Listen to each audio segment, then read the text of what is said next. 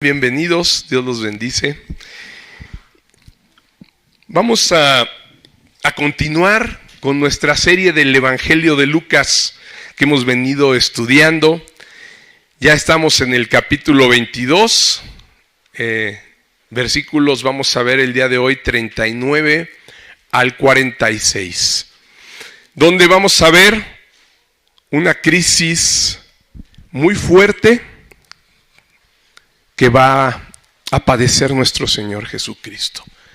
Y le titulé a este mensaje precisamente la crisis final. Es la última crisis, así como venía de celebrar, ¿recuerdan? La sobremesa que tuvo con grandes enseñanzas a sus discípulos. Esa sobremesa que era ¿de qué? Era la sobremesa de la última cena, ¿verdad? Que iba a celebrar el Señor con sus discípulos. En esa sobremesa veíamos el domingo pasado cómo se dieron profecías muy tristes, ¿verdad? El Señor les profetizó algunas cosas que eran verdaderamente tristes. Traiciones por medio de uno de los 12, la negación de Pedro, ¿verdad?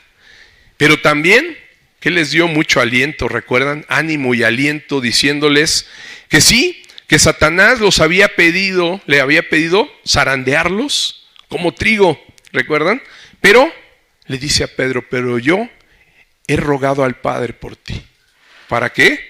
Tu fe no falte, ¿recuerdan? Para que tu fe no falte. Y tú, una vez vuelto, le dice, confirmes a tus hermanos. Una promesa hermosa. Sí, por supuesto, imagínense cómo se debió haber sentido Pedro, ¿verdad? Cuando le dice, híjole Pedro, a pesar de tu valentía y el amor que me estás diciendo, porque recuerden que le dijo, yo te seguiré, ¿no? Hasta la cárcel, ¿no? Yo te seguiré y hasta la muerte, Señor. Pedro estaba declarando que él iba a morir, o podía ir a la cárcel con él, o podía dar la vida. Y el Señor Jesús le dice, Pedro, antes de que el gallo cante me habrás negado ya 3 veces, híjole. No me imagino cómo se sintió Pedro, ¿verdad? Porque además sabía que el Señor era profeta, ¿verdad? Y todo lo que les había dicho, todo se había cumplido. Y que además él conocía los pensamientos y los corazones. Entonces Pedro había dicho, ¿cómo es posible, no? No, yo no quiero eso. Sin embargo, sabemos que iba a suceder. Pero el Señor, a pesar del mensaje tan duro, ¿verdad? Las profecías tan difíciles que les revelaba, también les estaba dando aliento. Pero les estaba advirtiendo también, ¿recuerdan lo que vendría? Les decía, ¿recuerdan cuando los mandé sin bolsa y alforja? ¿Verdad? Dice, ¿les faltó algo? Nada, Señor, nada le dijeron, ¿verdad? Ok, pero ahora... Dice, el que tenga bolsa, sí, ahora sí tómela. Y la alforja también. Y si tienen una capa, véndanla y compren una espada el que no tenga. Ni malinterpretaron el mensaje, ¿verdad? Ellos sí lo estaban tomando literal. Dijeron, no, pues ahora sí se pusieron difíciles las cosas y necesitamos espadas, ¿no? Quizá, recuerdan que les decía los celotes. Recuerdan que había 2 de ellos, de los 12 discípulos había 2 que pertenecían a la secta de los celotes, ¿sí? Que pues siempre trajeron en su mente el hacer una revuelta armada, ¿no? Ellos sí estaban armados, los celotes a escondidas, ¿verdad? ¿Sí? Del Imperio Romano iban guardando armas, iban empezando una revolución armada, era lo que ellos querían. Y 2 de ellos, Simón, el celote, y Judas, sabemos que eran parte de esa secta, antes de que el Señor les llamara, ¿verdad? Seguramente, por eso mencionan, ¿verdad? En los últimos versículos, aquí hay 2 espadas, ¿verdad? Señor, aquí hay, o una o 2, ¿quién me recuerda? A ver, vamos, abran su Biblia. Lucas 22, debe estar por el 38, fíjense, Lucas 22, 38, Sí, el Señor sí le dice, ¿qué? Dos, ¿verdad? Dos espadas. Seguramente se refería a lo mejor a ellos, ¿no? Aquí hay dos espadas. Nosotros sí sabemos que hay dos de nosotros que se andan armados, ¿no? Sí. Entonces, Señor, aquí hay dos espadas, ¿no? Pero el Señor, recuerdan que les dice, ¿cómo termina ahí? Basta. Dice, ya fueron muchas, ¿verdad? Primero les anuncio la negación, ¿no? La traición, perdón.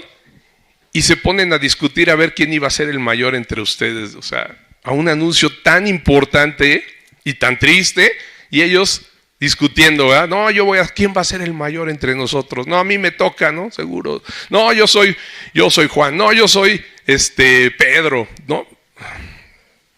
Y el Señor, recuerdan que los reprende, ¿no? Los reprende. Y después esto, imagínense, ¿no? Después todavía de que les está hablando, de que les está explicando y les está advirtiendo algo muy serio, ¿verdad? Que iba a cambiar las cosas. Ya no va a ser como cuando los mandé, yo los cuidaba, no les faltó nada. Ahora yo no voy a estar. Ahora las cosas van a cambiar, ¿verdad? Era alértense, pónganse ahora, ya no va a ser como antes que no necesitaban de nada, ahora sí, ¿verdad? Pero ellos interpretaron que era con armas de veras de hierro, ¿no? Y el Señor precisamente veíamos en la enseñanza del domingo pasado y que vamos a ver el próximo domingo, lo adelantamos un poquito, ¿verdad? Cuando Pedro precisamente sí, le corta la oreja, ¿verdad? Al siervo del sumo sacerdote, ¿verdad? A Malco, el Señor Jesús les dice, no es con el que a hierro mata, a hierro muere, ¿verdad? No es con espada, el que con espada mata, también con espada va a morir. Entonces, claramente el Señor estaba viendo la falta de discernimiento que tenían sus discípulos, ¿no? Por eso yo creo dijo, basta ya, suficiente, ¿no? Se acabó la sobremesa, nos vamos ahora a hacer algo muy importante al ver toda esa situación, ¿verdad? A orar. Y se aleja a Getsemaní.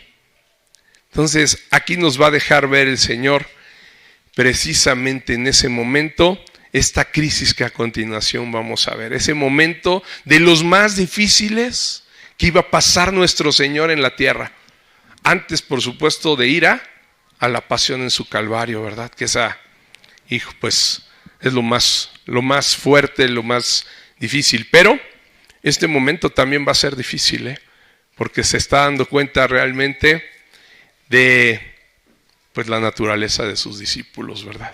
Que no entendían, ¿verdad? No había discernimiento en ellos, ¿no? Pero bueno, dice, vamos a orar. Vayamos al lugar importante en donde sabemos que el Señor Jesús pasaba mucho tiempo con el Padre, ¿verdad? Donde se discernían muchas cosas importantes. Recuerdan que cuando elige precisamente a sus discípulos, pasó toda una noche, ¿verdad? Y la madrugada orando para saber exactamente que el Señor le indicara si eran esos 12, ¿verdad? Ahí va, ahora va a ir el Señor y vamos a ver con toda claridad en esta crisis tan fuerte que va a padecer el Señor, vamos a ver con mucha claridad su doble naturaleza, la doble naturaleza, que Él es plenamente hombre, como lo hemos visto, ¿verdad? En los estudios ahora, plenamente hombre y plenamente Dios. Él tiene esa doble naturaleza. ¿Ok? Vamos a leer, acompáñenme por favor a leer Jesús, cuando Jesús ora en Getsemaní, ¿verdad? Lucas 22, del 39 al 46, por favor. Ahí creo que se me movieron los números, ¿verdad? Puse 36 al 49. Del 39, perdón, al 46. Creo que tengo dislexia, ¿no? Cambié el 9 y el 6. Ahí era 3-9, ¿no? Y 4-6. Puse 3-6 y 4-9. Una disculpa. no me había dado cuenta que creo que se me está desarrollando dislexia. Sí, una disculpa. Vamos a leer, por favor, amados hermanos. Dice el 39, y saliendo se fue como solía al monte de los olivos, y sus discípulos también le siguieron. Cuando llegó a aquel lugar les dijo, orad que no entréis en tentación. Y él se apartó de ellos a distancia como de un tiro de piedra, y puesto de rodillas oró, diciendo, Padre, si quieres pasa de mí esta copa, pero no se haga mi voluntad sino la tuya. Y se le apareció un ángel del cielo para fortalecerle. Y estando en agonía, oraba más intensamente, y era su sudor como grandes gotas de sangre que caían hasta la tierra. Cuando se levantó de la oración y vino a sus discípulos, los halló durmiendo a causa de la tristeza. Y les dijo, ¿por qué dormís? Levantaos y orad para que no entréis en tentación. No cabe duda que este pasaje nos deja ver, como les decía, la crisis más impactante, ¿verdad? Imagínense, su sudor como gotas de sangre, ¿no? Hijo, ¿a qué grado debe llegar el cuerpo, ¿no? Estresarse a ese punto para que pueda transpirar incluso sangre, ¿no? Seguramente lo que el Padre le estaba mostrando al Señor Jesús ahí era algo bastante duro. Hoy lo sabemos nosotros, ¿verdad? Hoy sí conocemos qué seguía. Hoy sí sabemos qué venía, ¿verdad? ¿Qué estaba viendo él? ¿Cuál era esa copa que él quería que pasara, verdad? La copa de la ira de Dios. Esa copa que dice, que pase de mí esta copa así.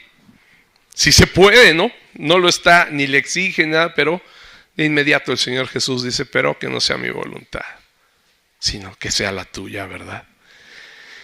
Ahí vemos una lucha contra lo más profundo de las tinieblas. Ahí empezaba, ¿no?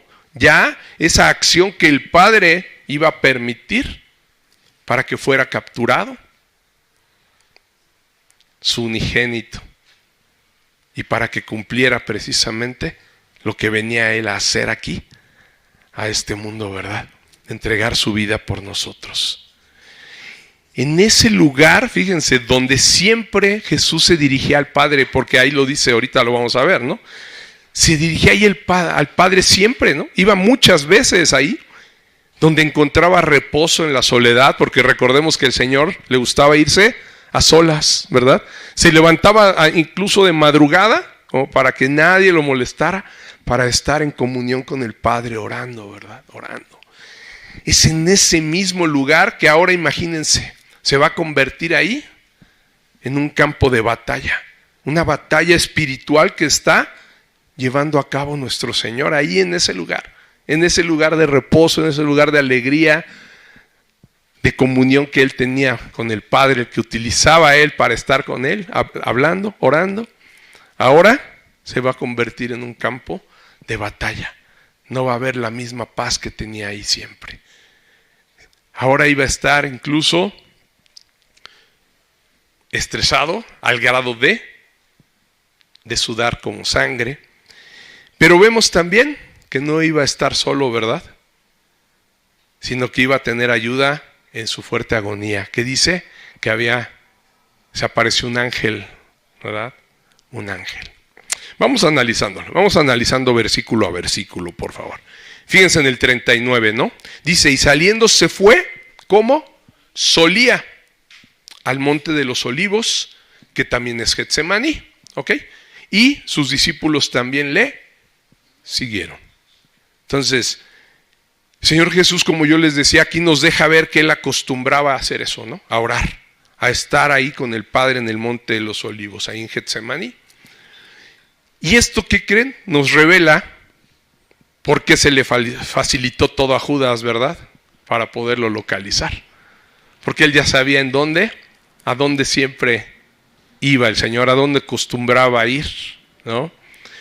Porque recordemos que en ese momento, cuando les dice que salgan, Judas ya no estaba. Si vemos los otros evangelios, recuerdan, nos revelan que él le dijo, ve y haz lo que tienes que hacer, ¿verdad? Entonces ya, él ya estaba, ya lo había planeado, pero ya, le dice el Señor, ya es momento, ¿no? De que hagas lo que planeaste. Entonces, pues, lógicamente, se van, pero sí sabía. Judas era fácil encontrar al Señor Jesús, ¿no?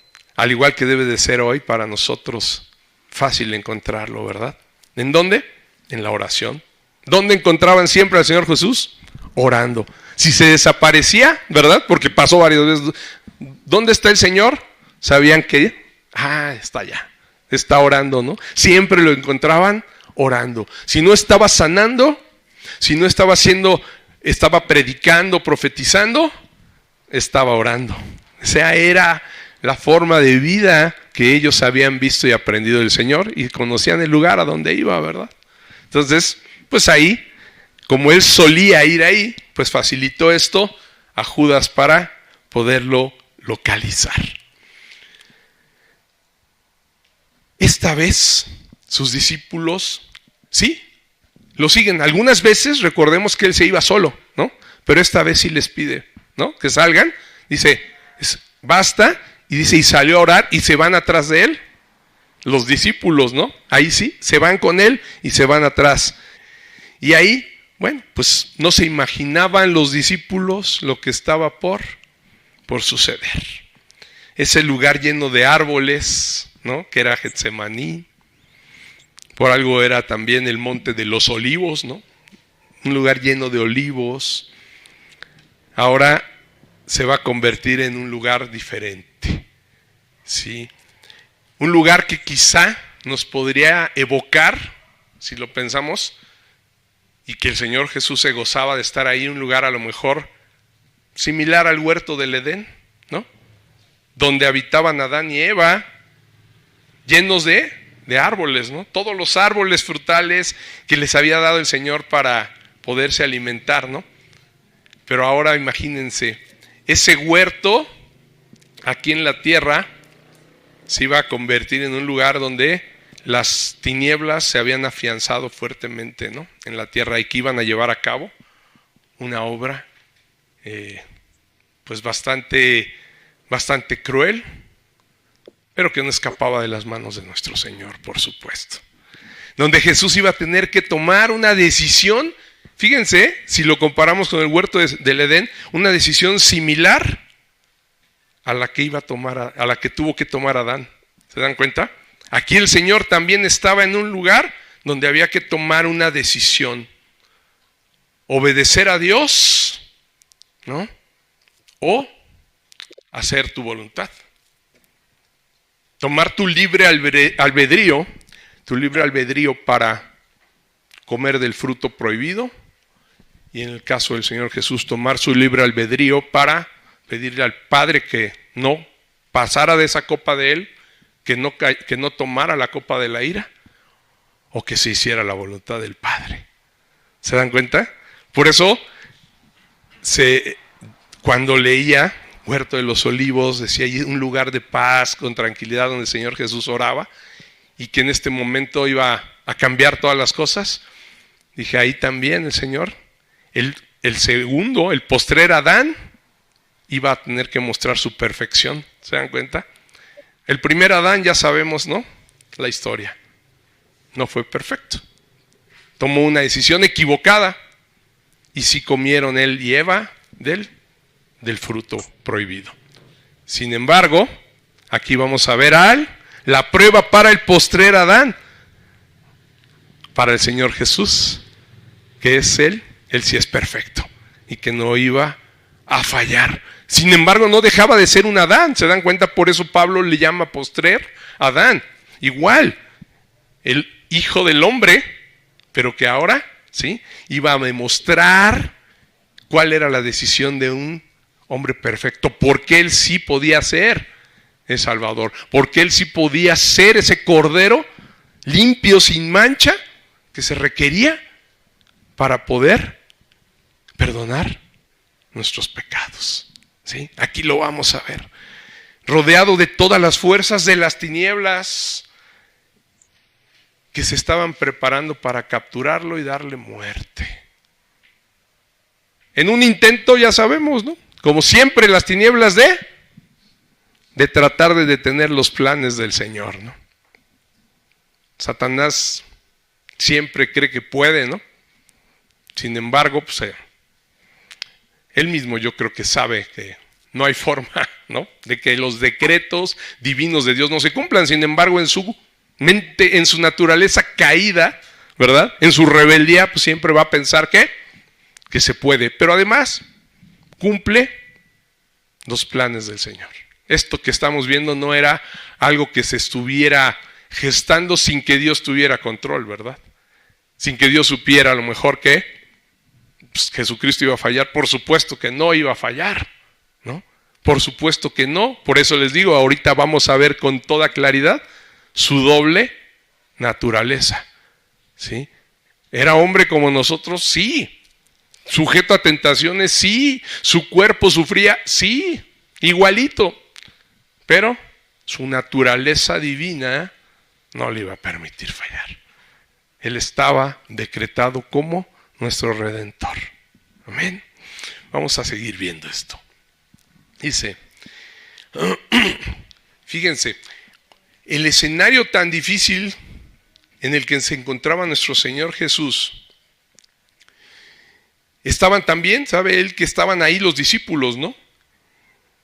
Y que iban a estar cerca de él en esta prueba tan difícil que él les había venido advirtiendo. O sea, de eso les estaba hablando también en la sobremesa, ¿recuerdan? En la sobremesa les estaba diciendo, ¿no?, que ya no iba a estar, que ya todo lo que iba a venir, tómenla, se van a poner las cosas bien difíciles, ¿no? Ahora sí ya no va a ser como cuando yo estaba, ahora todo va a cambiar. Él sabía que la potestad de las tinieblas se les iba a dar esa oportunidad de hacerlo. Y dice en el 40, por eso, ¿qué les dijo? Fíjense, ya de lo que les había venido advirtiendo, el Señor les dice en el 40, cuando llegó a aquel lugar, les dijo, orad que no entréis en tentación. Orad que no entréis en tentación, porque él sabía cómo se estaba desatando todo ahí, ¿no? ¿Qué iba a suceder? En esa crisis tan grande que se avecinaba, iban a necesitar ellos mantenerse en oración para no caer en la grande tentación de desfallecer una vez que capturaran a su Señor. Ahí iba a suceder, sabemos, ¿no? En ese mismo lugar iba a suceder esto, que lo iban a capturar. Y él dijo, oren para que no caigan en esa tentación que va a venir tan grande, para que sean fortalecidos por el Padre cuando vean que me llevan, ¿no? Cuando todas sus ilusiones, incluso de muchos, como lo decíamos, por ejemplo, de los celotes, ¿no?, que dijeron, no, ahora sí, con el poder que él tiene vamos a derrocar a Roma. No va por ahí, ¿no? Seguramente se iban a desilusionar y la tentación iba a venir de pensar, pues ¿qué pasó, no? Pues el poderoso que vimos, el Señor que vimos no va a lograr lo que ellos esperaban, ¿verdad? Liberarnos del yugo de Roma, no va a establecer el reino del que estábamos peleando hace rato a ver quién iba a ser el que iba a dirigir, ¿no?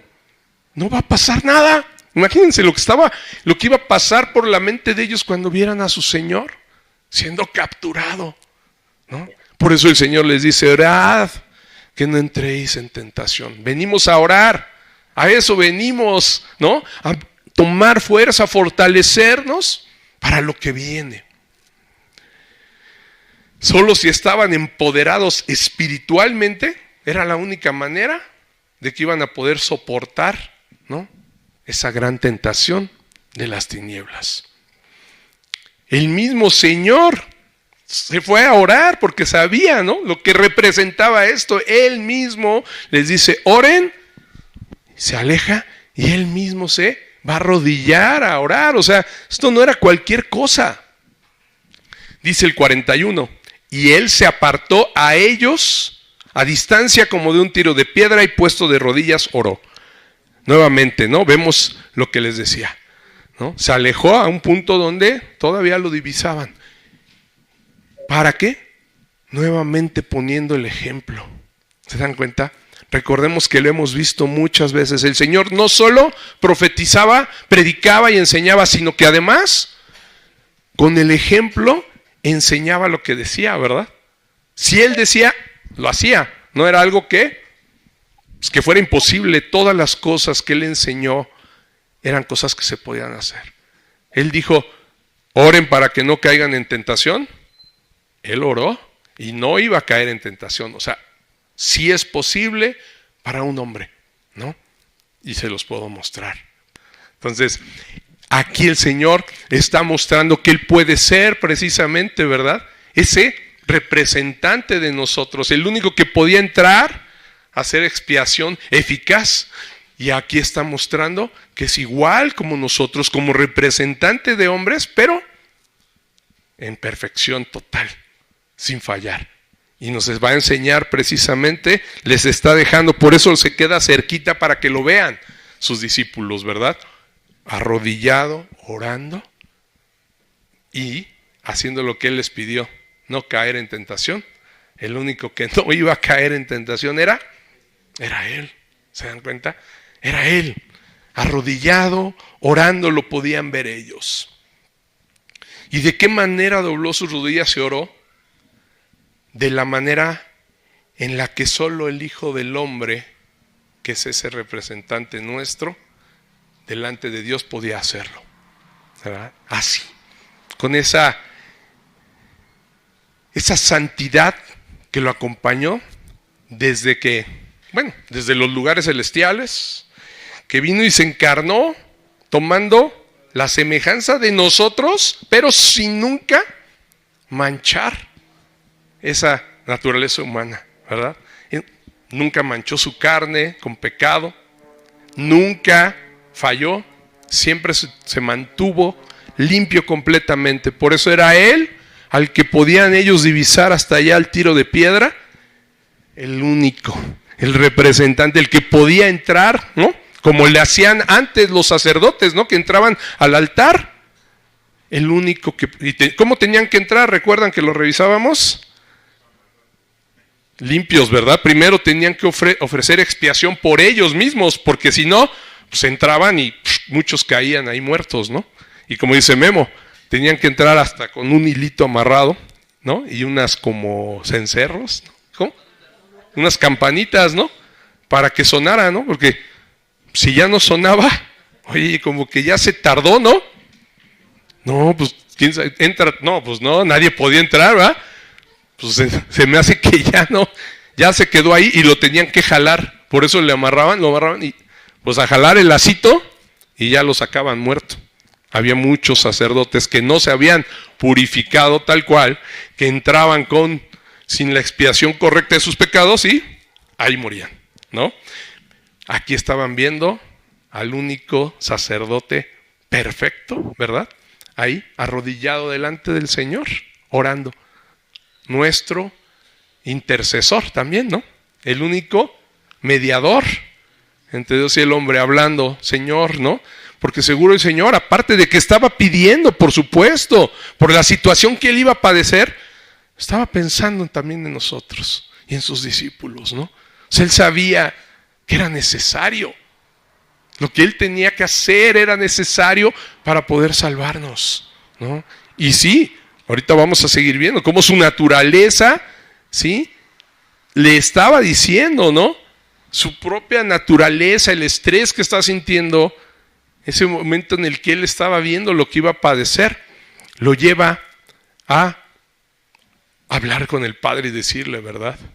¿Sí? Lo que vamos a ver en el 42. Lo va a llevar a anteponer. Él quería anteponer quizá su forma natural, ¿sí? Su naturaleza de hombre, pues estaba anteponiéndose ante el plan del Padre, ¿no? Que pase de mí la copa si es posible, ¿no? Pero aquí está el 42 diciendo, Padre, si quieres, pasa de mí esta copa. Si tú quieres, ¿no? Todavía no lo dice de veras con ese amor y esa humildad. Si quieres, ¿no? Si es tu voluntad, si quieres, pasa de mí esta copa. Pero no se haga mi voluntad, sino la tuya. ¿No es maravilloso? ¿Qué seguridad tan grande, amados, podemos tener en Cristo, teniendo un redentor e intercesor de ese nivel, ¿verdad? Uno que no te falla, uno que no se va a equivocar, uno que te va a cumplir, ¿no? Qué gran seguridad nos da verlo, que Él fue nuestro representante, ¿verdad? Que Él es hoy nuestro representante, nuestro intercesor. Que a pesar de la crisis y la tentación tan grande por la que Él estaba pasando, porque es una tentación, ¿se dan cuenta? Es una tentación. El de, si quieres, yo ya sé qué tengo que hacer, pero si quieres, ¿por qué no lo dejamos para después? ¿No? O sea, que pase, ¿no? A lo mejor lo podemos hacer de otra manera, ¿no? Como que pase de mí esta copa. A lo mejor, ¿no? Que pueda ser la siguiente copa, ¿no? No la de la ira. No la de la ira de Dios, ¿no? Pero le dice si quieres. Y aún ahí, en esa tentación, ¿qué prefirió el Señor Jesús? Que se cumpliera la voluntad del Padre, ¿vieron? Se cumpliera la voluntad del Padre para poder ser ese intercesor entre el Padre y los pecadores. No había otra manera, Él lo sabía. Si no soy yo, entonces, ¿quién? ¿No? La humanidad, imagínense, estaría perdida. Si Jesús en ese momento en Getsemaní hubiera rogado y no lo hubiera hecho de esta manera, sino le hubiera dicho al Padre, Padre, ya no, sálvame, ¿no? Este mundo está perdido. Mejor, ya voy de regreso, ¿no? ¿Saben qué?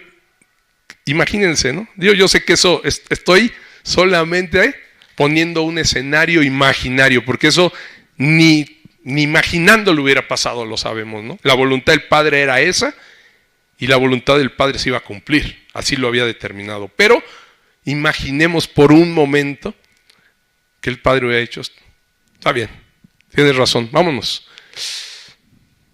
Nosotros estaríamos hoy, todos absolutamente perdidos, sin una esperanza. Y que se levantara alguien y dijera, yo quiero, Padre. No, porque no es como ustedes lo definen, es como yo ya lo había definido. El único mediador que yo establecí para perdonarlos, el único salvador es Cristo. Porque ningún hombre es digno, porque todos nacemos en pecado, ¿verdad? Lo hemos platicado, somos almas derivadas de Adán y de Eva, ¿sí? El alma de Jesús no se derivó de un hombre y una mujer. Él es el verbo que se encarna, toma nada más el vientre de María para desarrollarse, tomar todas las cualidades de nosotros de hombre, pero no hubo intervención de varón, ¿no? Entonces por eso Él fue concebido sin ningún pecado. Él no tenía pecado porque Él es el verbo de Dios estando ahí. ¿Se dan cuenta? Y no toma el pecado de la naturaleza de María. No, solamente toma las cualidades, ¿no? Físicas, ¿ok? Y sí, un alma racional y un cuerpo físico semejante al de nosotros, pero su alma no tenía el pecado al de nosotros. Por eso decimos semejante a nosotros, ¿verdad? Pero no igual. No era igual que nosotros. Y así se iba a mantener Él para ser nuestro intercesor. ¿Sí? ¿Qué sería de nosotros? Vuélvelo a pensar, te lo vuelvo a preguntar. Sumidos en la miseria de nuestro pecado. Si él hubiera preferido actuar como Adán, ¿no? Pues no, como Adán en el huerto del Edén. Hago mi voluntad. No, no la del Señor. ¿Qué hubiera pasado? Estaríamos sumidos en nuestro pecado, sin ninguna posibilidad de salvación. Por supuesto que el mérito de Jesús, que Él ganó, lo que Él hizo, es mucho mayor, porque como mencionábamos, comparándolo con Adán. Adán estaba en un huerto donde todo estaba en paz, en un huerto donde todos los incentivos que Dios creó estaban ahí. O sea, todo lo que creó el Señor es una maravilla, ¿sí? Entonces, imagínense, Adán tenía todos los incentivos para mantenerse con el Señor, para estar con Él. Y luego tiene una ayuda idónea, una esposa, ¿no? Con quien ya no está solo y él domina sobre los animales. O sea, todo lo tenía. ¿Cómo es, no? Siempre, yo creo que esa pregunta siempre nos la haremos. ¿Cómo es que pudieron caer? ¿Cómo pudieron caer en esa tentación cuando tenían todo? Y comunión con el Señor, además. O sea, no tenía como hoy nosotros que la comunión se pierde, ¿no? Hasta que es restablecida por Cristo. Pero, ¿cómo es posible que no valorara a Él todas estas situaciones? Por eso les digo que el mérito de Jesús es aún mayor, porque en ese huerto que a Él le toca no es como el huerto de Adán. Es un huerto en donde ahora las tinieblas sí estaban, ¿no?, manifestándose con todo su poder. Dios estaba permitiendo ahí que se llevara a cabo esas obras de ellos, ¿no? Y el Señor Jesús, sin tener los incentivos, y todas las cosas que tenía Adán, se va a mantener más firme. Fíjense, la prueba del Señor Jesús era por mucho más difícil que la prueba de Adán, ¿verdad?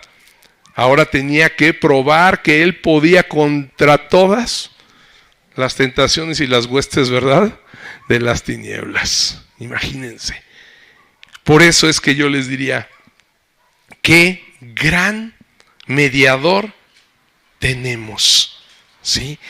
Para nada debemos demeritar, ni en ningún momento decir, bueno, pues es que yo lo he escuchado. Pues es que Él era Dios. Sí, claro, era Dios, pero era también plenamente un hombre, como nosotros.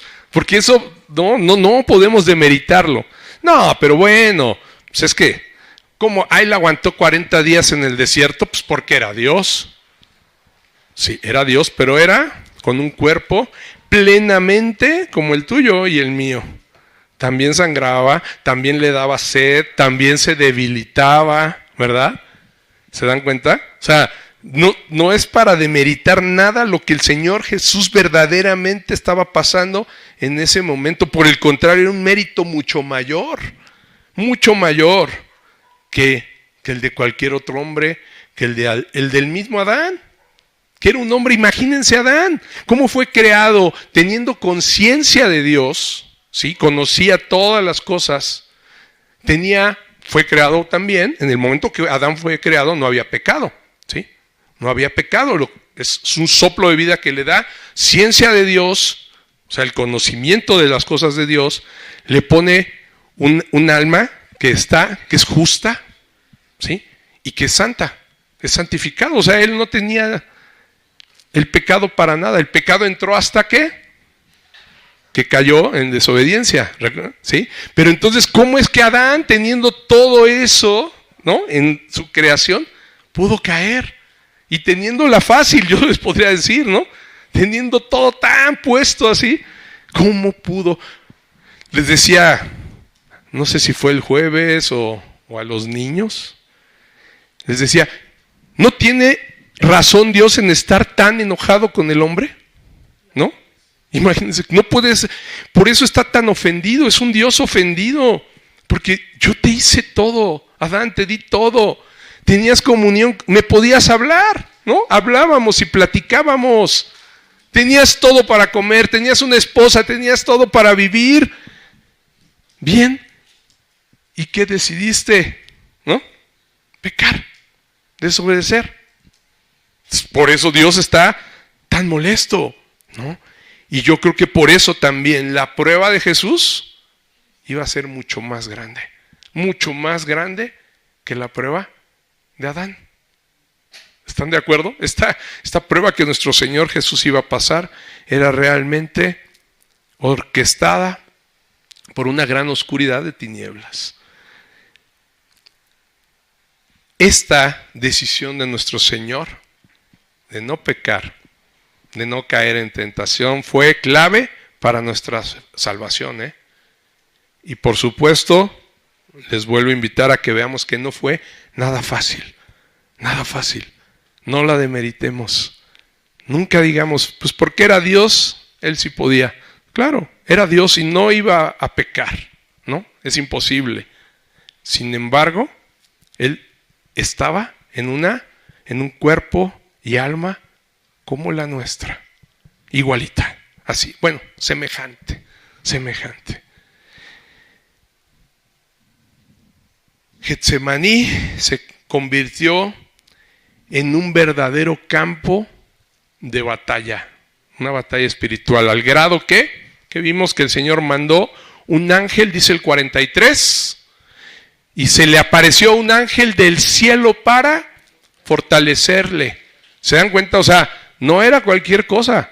Ya para que el Señor mandara un ángel al Señor Jesús, era porque las cosas se estaban poniendo verdaderamente difíciles, ¿no?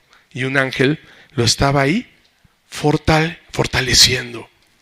No era cualquier situación, era verdaderamente una prueba de tamaño mayúsculo.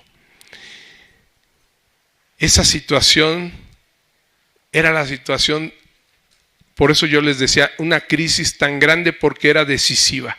Era una situación en la que el Señor tenía que tomar una decisión muy difícil, ¿sí? Durante todo su ministerio no se había enfrentado con una situación así, ¿no? En todas sabemos que siempre fue fortalecido por el Espíritu Santo. En ningún momento el Espíritu Santo lo dejó, porque es la unidad de la Trinidad. Sin embargo, en este momento sí vemos cómo estaba siendo atacada mayormente su naturaleza humana, ¿verdad? Su naturaleza humana. Esto es verdaderamente una crisis mayúscula, porque estaba ¿qué estaba en juego? Estaba en juego nuestra salvación, pero también su vida, ¿no? ¿Se dan cuenta? O sea, era su vida por la nuestra. Entonces ahí es donde dices, híjole. Y yo me imagino que viendo todo lo que acababa de pasar, escuchando a los discípulos hablar, ¿verdad? Su falta de discernimiento, decir, híjole, de veras no han aprendido, ¿verdad? De veras siguen siendo esa misma naturaleza, ¿verdad? Híjole, y yo voy a morir, ¿no? Dar mi vida, o sea, debe de ser una decisión difícil, ¿no? Ni siquiera les interesó que les dijera que me iban a traicionar, que me iban a matar, cuando ellos ya estaban viendo por su interés propio, ¿no? Y dice, de veras, yo creo que vuelvo a lo mismo, es una suposición mía, que el Señor había dicho, de veras, ¿no? O sea, por estos pecadores valdrá la pena entregar, ¿no? Un cuerpo tan puro, tan grande. ¿Pero qué crees? La respuesta a eso es, sí, dijo, sí vale la pena.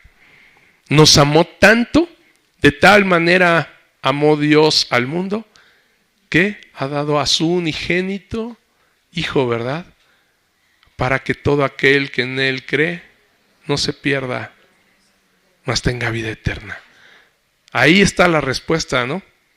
Sí, por supuesto, si lo vemos así, no lo merecíamos.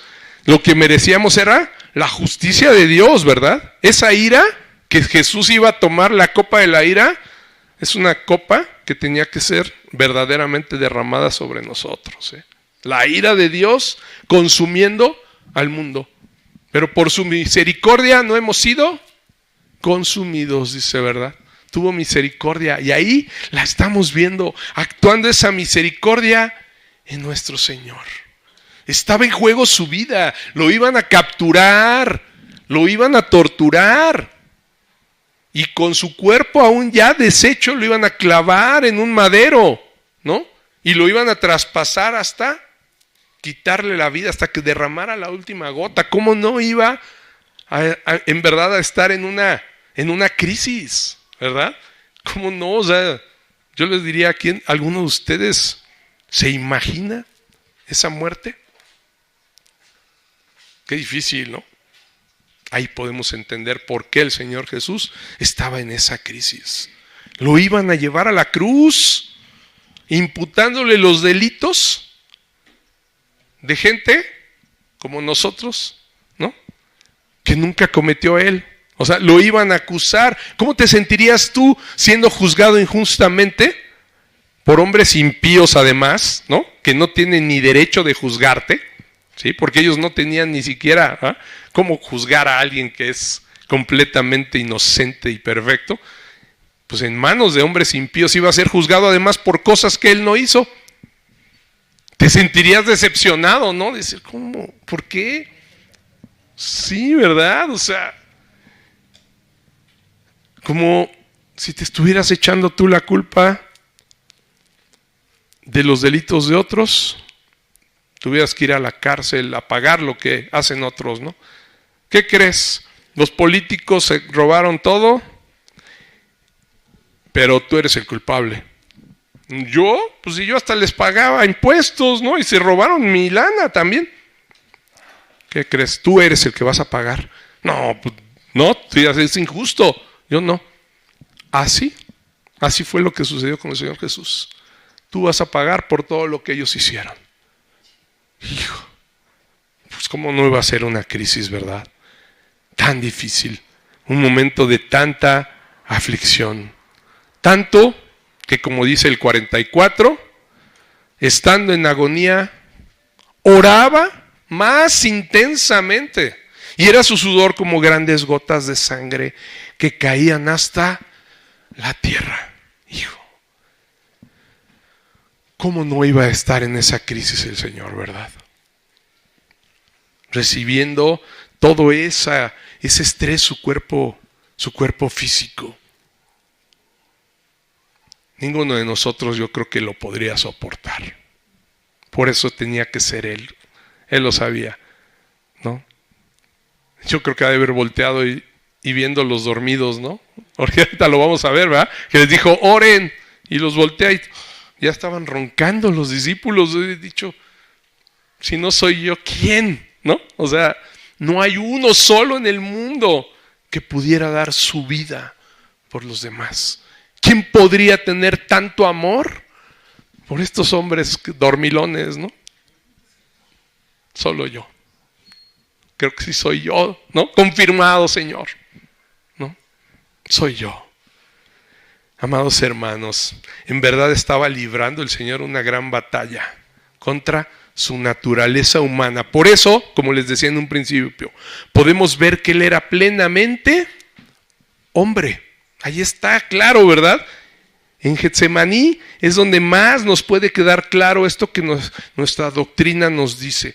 Tenemos que estar siempre conscientes que Jesús tenía doble naturaleza, plenamente hombre, y ahí se está mostrando, ¿verdad? En el sudor, en su sangre, en su dolor, en su crisis, pero también podemos ver su naturaleza divina, plenamente Dios, ¿verdad? Porque a pesar de que estaba en esa situación, Él sabía perfectamente que lo único que lo fortalecía era el Padre. Y oraba, por eso dice que oraba más intensamente, ¿no? O sea, entre más difícil, más debemos orar, ¿sí? Más debemos de pedirle al Señor. Oye, pero es que está bien difícil mi situación. Pide más.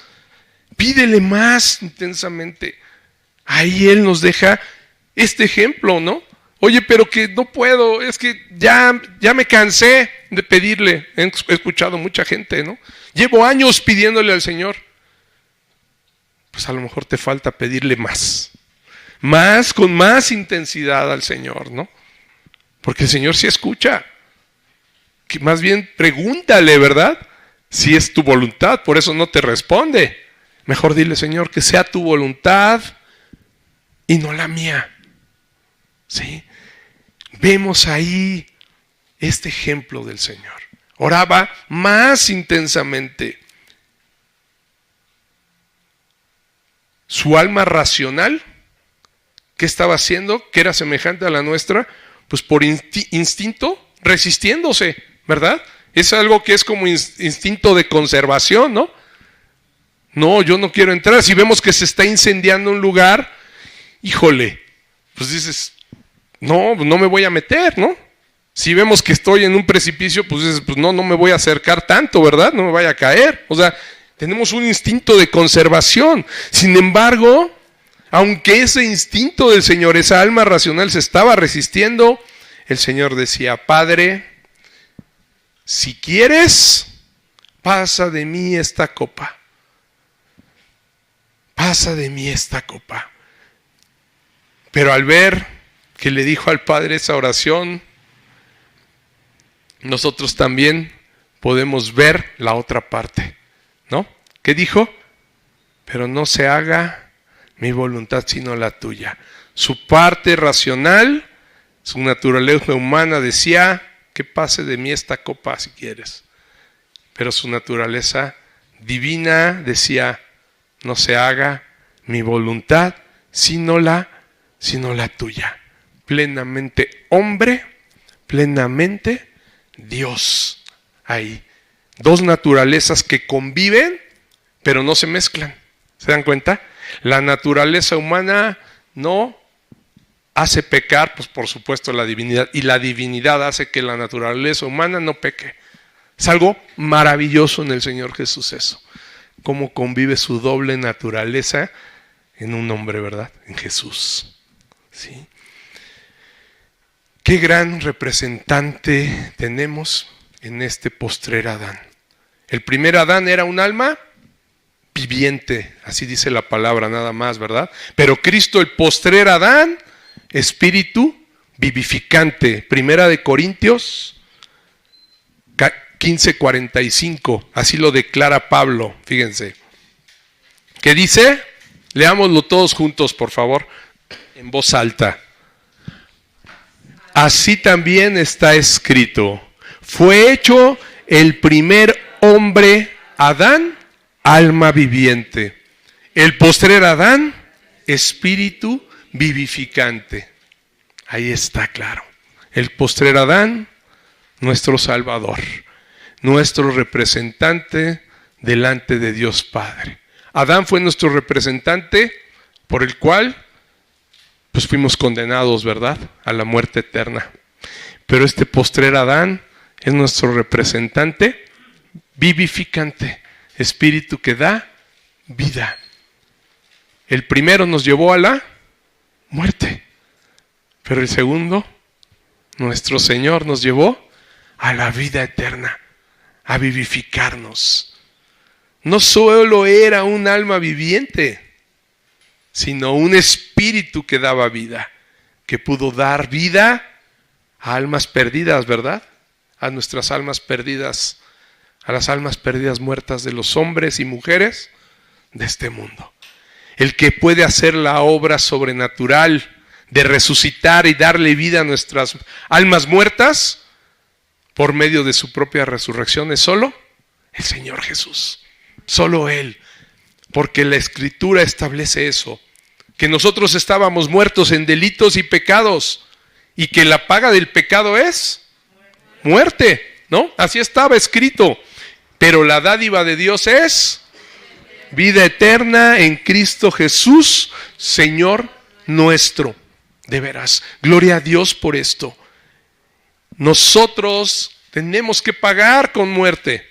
Sin embargo, gracias a la dádiva, al regalo que de Dios para nosotros, hay vida eterna en Cristo Jesús nuestro Señor. Eso es completamente verdadero, hermanos. Eso es en lo que hemos creído, esa es nuestra fe. Eso es lo que nos da la esperanza de que vamos a vivir nuevamente, ¿verdad? Y eternamente con el Padre. Que se puede restablecer la relación rota, lo que se rompió con el Padre rompe relaciones con el hombre. Y dice, te tienen que ir y ya no pueden volver, ¿no? Y pone ángeles, ¿no? A que custodien el árbol de la vida. Nunca más volverá a comer el hombre del árbol de la vida, así lo dijo, ¿no? Y ahí estaban los ángeles. Pero en su misericordia dijo, solamente por mí mismo, por amor a mi santo nombre, por mi voluntad, es que van a poder regresar. Y solo por medio de Cristo, el que estaba ahí en Getsemaní. Nadie podría satisfacer la demanda judicial, como les decía, de un Dios ofendido. De un Dios, imagínense, Él es Dios, el que nos creó, el que hizo todas las cosas. Y a Adán y a Eva se les ocurre ofenderlo, ¿verdad? Desobedecerlo. Pues un Dios ofendido únicamente, Él podía definir la manera en la que podía perdonar. Porque es la ofensa para Él, ¿no? ¿Sí? Él tiene todo el derecho de decir, este es el medio. La única manera en la cual ustedes pueden resarcir el daño es esta, la que yo estoy diciendo, y es por medio de Cristo. Porque ninguno de nosotros podría imponerse el pecado de los demás, ¿no? Porque ninguno es limpio, ninguno se podía ofrecer como sacrificio, ¿no?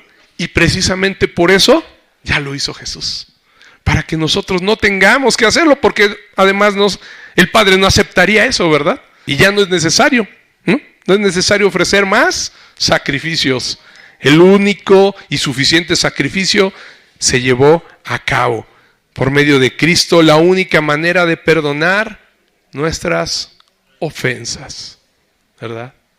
Por eso Dios mismo decidió ser Él quien al hacerse hombre en Cristo Jesús pudiera ser nuestro representante perfecto delante de Él.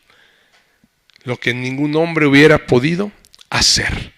Y la prueba está en los últimos 2 versículos, fíjense. 45 y 46. Ahí lo van a ver. Nosotros no podíamos ser para nada. Dice, cuando se levantó de la oración y vino a sus discípulos, los halló durmiendo a causa de la tristeza. Y les dijo, ¿por qué dormís? Levantaos y orad para que no entréis en tentación. Vuelve a darles la misma indicación nuevamente. Vemos que ante tal crisis que acabamos de analizar, revisar, estando sucediendo lo que estaba sucediendo tan fuerte, esa batalla espiritual, no pudieron mantenerse despiertos como Él se los había pedido. Incluso podemos ver en el Evangelio de Mateo y Marcos que Jesús ora 3 veces, ¿verdad? En Mateo y Marcos, aquí Lucas es un poco más conciso, ¿no? Llega y no menciona que 3 veces fue, pero en Marcos y en Mateo sí les dice, y le pide a Pedro y a los hijos de Zebedeo, a Jacobo y a Juan, le pide a ellos 3 que oren, ¿no? Como que aparte todavía los toma, ¿sí? Vienen todos, pero deja a ellos 3 y le dice, oren para que no caigan en tentación, y él se va al tiro de piedra, ¿no? A la distancia. Y cuando regresa con Pedro y con Jacobo y con Juan, o sea, 3 de los que eran, podríamos decirle, los principales de entre todos los discípulos, regresa y los encuentra durmiendo, ¿no? Incluso le dice a Pedro, la primera vez que regresa, dice, va el Señor, ora, regresa y lo encuentra dormido. Le dice a Pedro, así que no has podido velar conmigo 1 hora. O sea, 1 hora se acababa de ir el Señor a orar. Cuando regresa, ya estaba Pedro dormido. Le dice, no has podido velar conmigo ¿1 hora? Híjole, yo cuando leí eso dije, ¡ay! ¿Cuánto trabajo luego nos cuesta orar, verdad? Y el Señor dice, ¿no has podido 1 hora? Para el Señor 1 hora no era nada, o sea, ¿cómo? Y a veces nos cuesta trabajo, ¿verdad? A veces nos cuesta, orar hasta 10, 15 minutos, ¿no? Cuéntalo un día, ponte un reloj y di, a ver cuántas horas, te vas a sorprender. Mejor te va a decir el Señor, ¿no has podido orar 1 hora? Nomás te pedí 1 hora, ¿no? Igual te puedo asegurar que es muy posible que hasta puedas estar dormido si quieres orar 1 hora. A veces vemos esto como que nos sorprende. Ay, qué mala onda de Pedro, ¿no? ¿Cómo se pudieron dormir cuando estaban en esa crisis tan grande? Pues nada más falta vernos a nosotros mismos, ¿verdad? Nada más tenemos que vernos nosotros mismos. En nuestras crisis mismas, ¿verdad? Bueno, ahí sí hay algunas veces, ahí sí no podemos dormir, ¿verdad? Ahí sí, cuando hay crisis, es como que dice el Señor, ok, no puedes orar, no te gusta orar, ahora vas a tener que estar en vela, ¿verdad? Velando y orando, y ahí sí, ¿verdad? Es cuando, hijo, pastor, no puedo dormir, es que no tengo trabajo, es que tengo estos problemas. Pues sí, era mejor orar y velar antes, ¿verdad? Para no caer en tentación. Ahora, pues es obligatoria, ¿no? Ahora algunas veces el Señor nos obliga a estar en vela, ¿verdad? Y orando. Fíjense, Marcos 14:38 está lo que les decía. Velad y orad para que no entréis en tentación. Y les dice algo bien importante. ¿Por qué? Porque el espíritu a la verdad está dispuesto, pero la carne es débil, ¿no? El espíritu, ¿sí? Nuestra parte espiritual siempre va a estar dispuesto a las órdenes del Señor. Pero tenemos otra parte, que es nuestra carne, que es débil, que no quiere esas cosas. El espíritu sí puede decir, vamos a orar, ¿no? Pero ya que estás por orar, ya te hincaste, la carne te va a empezar, ay, ¿no te duelen las rodillas? ¿No? ¿No estás cansado? Ay, párate, ¿no? Ya, acuéstate y ora dormido. Perdón, ora acostadito. Sí, Señor. No, tenemos que someter a la carne. Por algo vimos al Señor Jesús que dice que estaba hincado orando, ¿cierto? Hincado orando. Oye, pues si se arrodilla nuestro Señor, ¿cómo nosotros no nos podemos arrodillar? Digo, a menos de que estés impedido, ¿no? Tampoco te digo, si tienes problemas en las rodillas, te la operaron, todo, no, híncate. No, el Señor lo va a entender, ¿no? Bueno, no me puedo hincar, bueno, ora de pie, ¿no? Ora, o sea, pero el chiste es que ores y que sometas a la carne que es débil. El Señor mismo lo sabe, la carne es débil, sométanla. Yo lo sé, ¿no? Sé por qué están dormidos, por su carne, ¿no? No puede la carne no puede aguantar ni 1 hora, ¿no? Yo me he encontrado con muchas iglesias donde dicen, no, es que no des mensajes de 1 hora. La gente ya no aguanta, se duerme. Dices, pues sí, pero tenemos que aprender a someter nuestra carne, ¿no? No, ¿saben qué? ¿Qué creen? Ya vamos a hacer el servicio de la mitad. Nos vamos a ir, les voy a dar 20 minutos, ya, porque nadie me hace caso, ¿no? Porque ya se están durmiendo. No, tenemos que seguir insistiendo. Y entre más fortalezcamos el espíritu, nuestra carne más también se va a someter al espíritu, ¿sí? Entonces, por eso les decía, aquí vemos claramente la imposibilidad de que nosotros podamos cumplir las órdenes del Señor.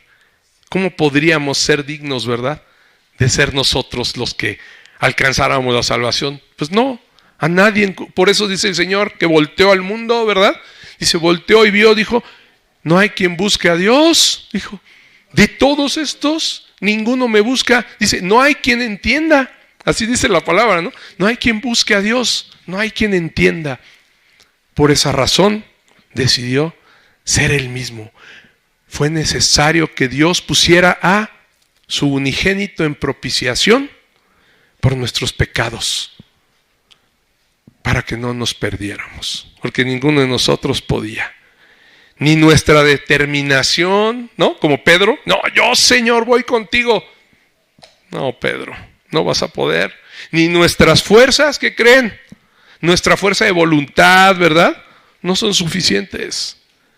Por eso ven que, como les he dicho, ¿no? Muchas veces hay mensajes que más que predicar la palabra de Dios de manera expositiva son de emoción, ¿no? Son emocionales. Y ves que la gente sale, sí, ya el profeta me dijo que yo voy a ser mañana el que se va a ganar todas las naciones.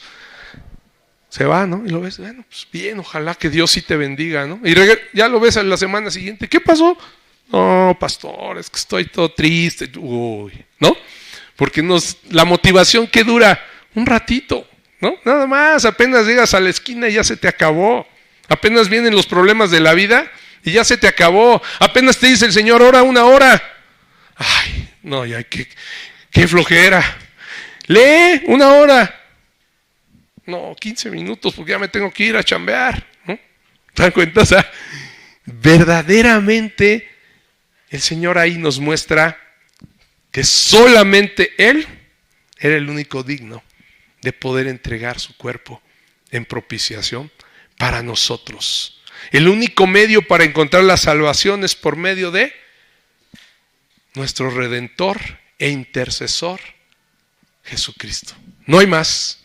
No hay otro nombre dado a los hombres en el que haya salvación. Ningún hombre. Oye, ni Pedro, ni Pablo, ¿no? Grandes hombres que después el Señor hizo. Ya veremos cómo Dios levanta, Él se lo prometió a Pedro. Cuando tú vuelto, confirma a tus hermanos, ¿no? Y sí, hizo grandes cosas, pero Él no era la salvación. Ninguno de ellos. Solamente Cristo. El que se mantuvo rogando al Padre en la tierra, cuando estuvo aquí, ante toda crisis y humillación en su mismo cuerpo, se mantuvo siempre rogando por nosotros. Y hoy sigue rogando al Padre, ¿verdad?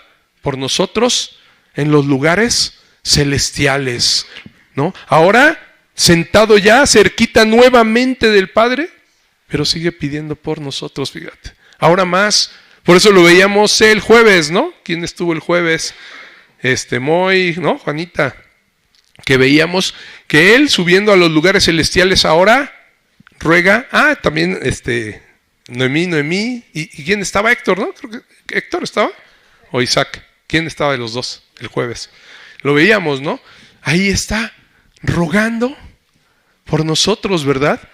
En los lugares celestiales sigue siendo ese representante, ese intercesor, pero ahora nuevamente ahí con el Padre, escuchando. Por eso dijo, aún no habéis pedido en mi nombre, ¿sí? Pero ahora ya van a poder pedir en mi nombre para que su gozo sea cumplido, ¿verdad? Entonces, ahí está Él siempre, así como lo vimos rogando en Getsemaní, pidiéndole fuerzas al Padre para poder ser el sacrificio agradable que justificara todo, ¿verdad? Para nosotros, de la misma manera, Él sigue rogando por nosotros. Y a quien nosotros debemos rogar todo el tiempo es a Él, ¿verdad? Velando y orando para no caer en tentación, sino que nuestra débil carne pueda recibir la fuerza del Espíritu de verdad, del Espíritu Santo, del Consolador, ¿verdad? Que nos envió el Señor Jesucristo para que nos ayude y nos fortalezca. Cada que oramos en el nombre del Señor Jesús, sabemos que el Espíritu está también hablándonos, ¿verdad? Corrigiendo, dice también, hasta nuestras oraciones, ¿no? A veces no sabemos cómo pedir, pero el Espíritu, con gemidos indecibles, ¿verdad? También nos puede decir, es que esto no lo necesitas. ¿Y cómo te puedes dar cuenta? Orando y velando, ¿verdad? ¿Puedes leer la palabra con los ojos cerrados? ¿No? ¿Qué requiere?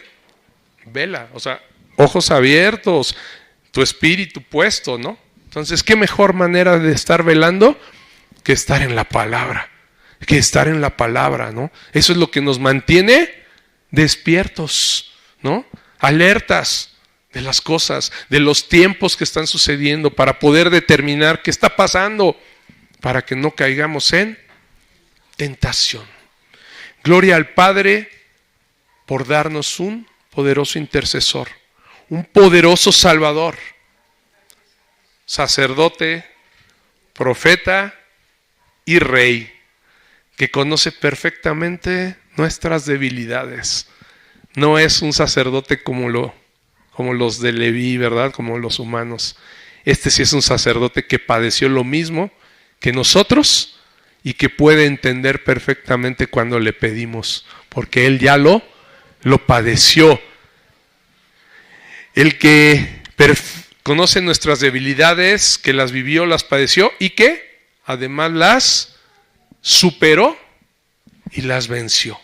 Todas esas cosas que para nosotros hoy son difíciles, Él ya las venció, Él ya las superó.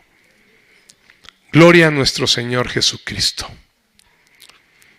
Y si hoy, al escuchar este mensaje, has entendido por qué quizá hay dificultades que no has podido superar, porque a veces no puedes superar ciertas tentaciones en la vida, hoy podemos ver por qué, ¿verdad?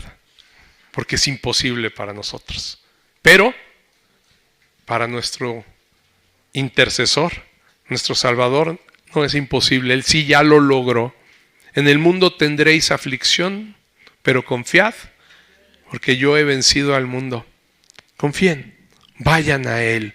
Ve a tu intercesor.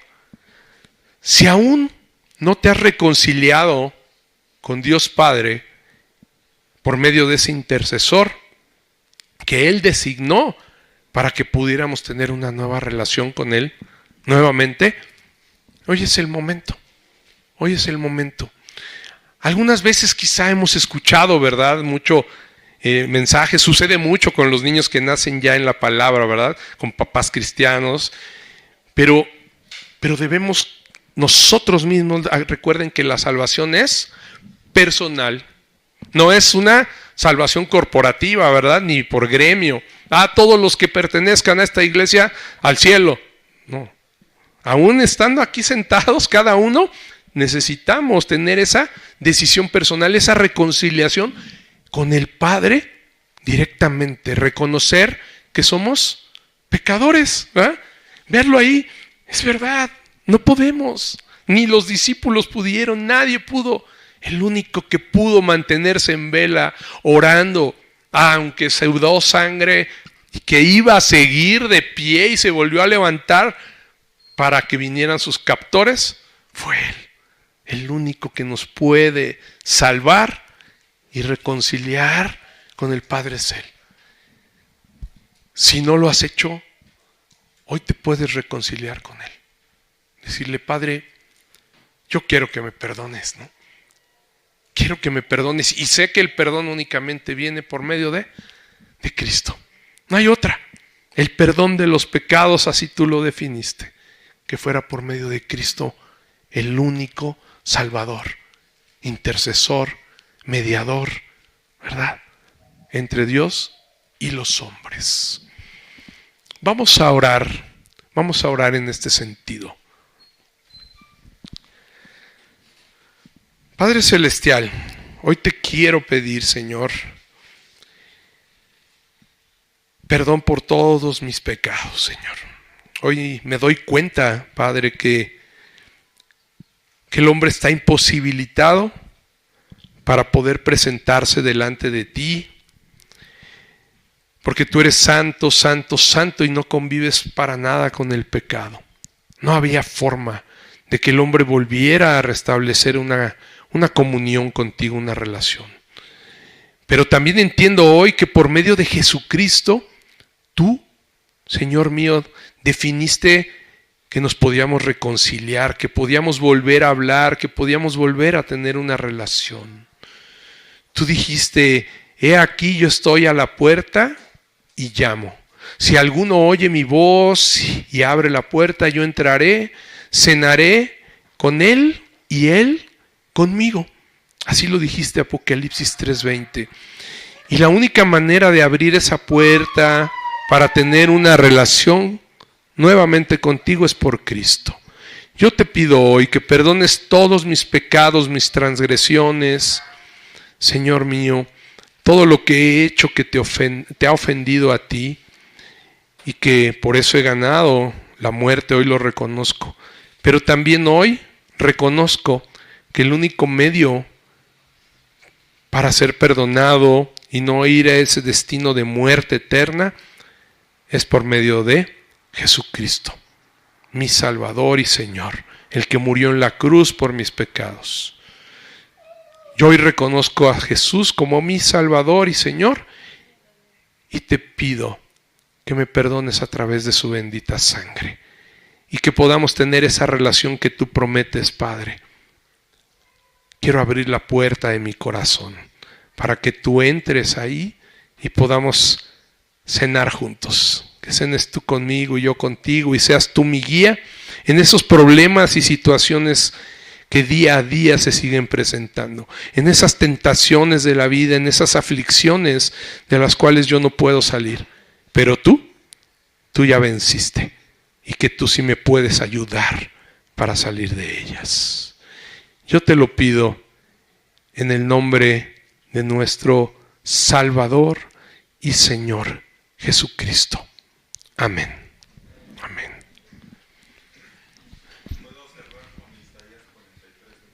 Claro, pásale. Para que te escuchen. Y acá para que te vea la cámara. Isaías 43:25 reafirma los versículos de hoy, que dice: yo soy el que borró tus rebeliones por amor de mí mismo, y no me acordaré de tus pecados. Amén. Muchas gracias, Memo. Es cierto. El único, ¿verdad? Él es el que lo hizo por amor de su nombre, ¿verdad? Solamente porque así le plació, fue su voluntad poder salvarnos. Ponte de pie y vamos a levantar una alabanza a nuestro Señor y Salvador.